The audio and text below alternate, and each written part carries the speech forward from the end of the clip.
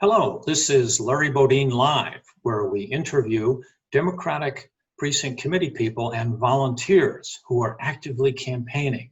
And today we have with us Mary Alice Theroux. How are you doing today, Mary Alice? I'm fine, thanks, Larry. How are you? Wonderful. Thanks for being on the show. So I understand that you're a precinct committee person on the west side of Tucson near Flowing Wells Park. And in your efforts, that things took a little turning point when somebody put up a flag in your neighborhood. Yeah, just recently, one of my neighbors that, I like, and I think they like me, put up a Trump flag. I didn't think much about it. This is America and a democracy, and people have the right to do that. Yep. It did cross my mind, I don't understand why they're supporting him because they're both sick. But, well, okay. So about 3 weeks later, neighbors started coming to me upset saying, Mary Alice, rumor here is that they put the Trump flag up thinking it would piss you off because they knew I was the precinct committee woman for the Democrats. And I go, well, gee, they didn't bother me with it. Made the neighbors mad, a lot of the neighbors mad. And so they asked me what they could do to help. So I said, well, why don't you just donate stamps so we can do mailings in this area? So I got over 600 stamps donated. And then I did get 2 volunteers to write postcards and to do those kind of things. Wow. That's what happened.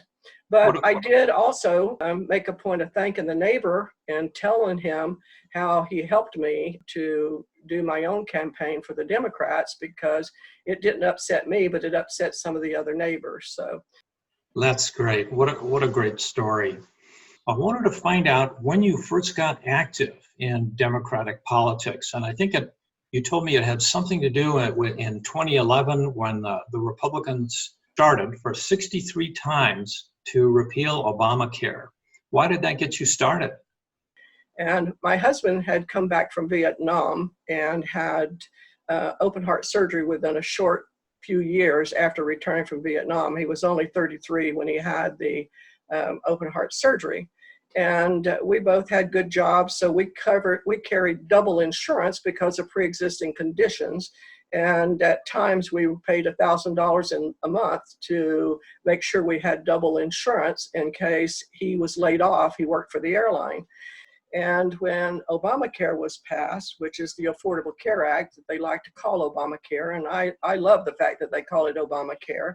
Yeah, me too. And when the Republicans first ganged up on him to try to make him, signed a pledge actually, to make him a one-term president, it really irritated me before he'd even started doing anything. And then they tried 63 times, like you said, to overturn this.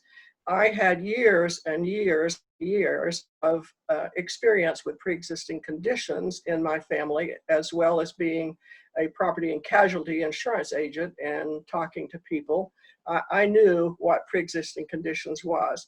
So when they tried that, it made me mad. And so I started hounding McCain with emails every other week. And my emails to McCain were more pointed to the fact that my husband served in Vietnam and he served to defend this country, and we should have the same right as everybody else to buy health insurance at the same rate as everybody else does, even though we have a pre-existing condition. My son happened to be at Mayo at the same time John McCain was at Mayo, but I do know that he got his earful at Mayo about families and people with cancer with pre-existing conditions, and now he's one of us. So then that's when I believe that he made the turn and did the thumbs down on the floor that saved the pre-existing conditions in Obamacare. That's great. I always remember the thumbs down. It was in a 2017 vote. So then I understand that when Trump was elected, you started working as a precinct committee person, and you were initially reluctant to campaign. And what did you tell yourself? The area that I'm working is a different area than the background I came from. And so I was a little reluctant to get out. I finally said to myself, Mary Alice, you've never been afraid of anything. Get your butt out there and do it. So I did. I got myself out there. No experience in campaigning. I had by that time joined with the Pima County Democrats, was getting training and instructions and things like that. I just didn't go rogue out on my own.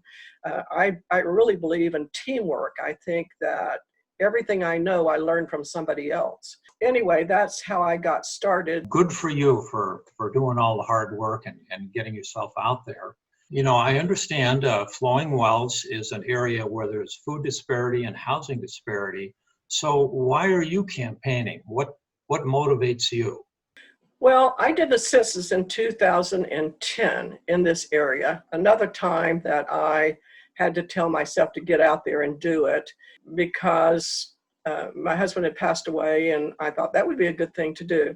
So I got out there and did the census, and I met the people in the area. The people were kind and they were generous, and it was hot. A large majority of them are Hispanics, and I found out that they were just lovely people and kind people, and they, like I said, they gave me bottles of water and treated me really well.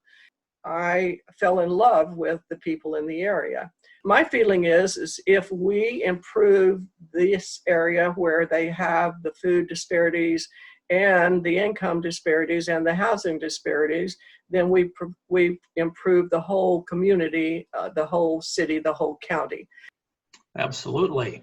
So in closing, Mary Alice, what would you say to people who are thinking about becoming active in the 2020 election? I would say that don't be afraid. There's always something that you can do, from writing postcards to addressing handwritten envelopes, writing personal notes to go in the envelopes. If you're not brave enough to do phone calls or to knock doors, there's still work that can be done that you can do. So I would say don't be intimidated by maybe a Republican neighbor or others that you might think that won't like you because you're out there campaigning for Democrats. It really doesn't matter to me whether people love me or not. I have issues that I want to see go forward, and I'm going to work for those issues. I plow through, and I think it's the best way to change what's happening in this country is by change who's in charge. Mary Alice, it's absolutely great to feel that I'm on the same team as you, and I want to commend you for all your efforts and wish you all the best. And thanks for appearing on Larry Bodine Live. And for everybody who's watching, you can catch the next episode right here. So, Mary Alice, thanks so much for your time. I really appreciate it. You're welcome. Thank you for having me.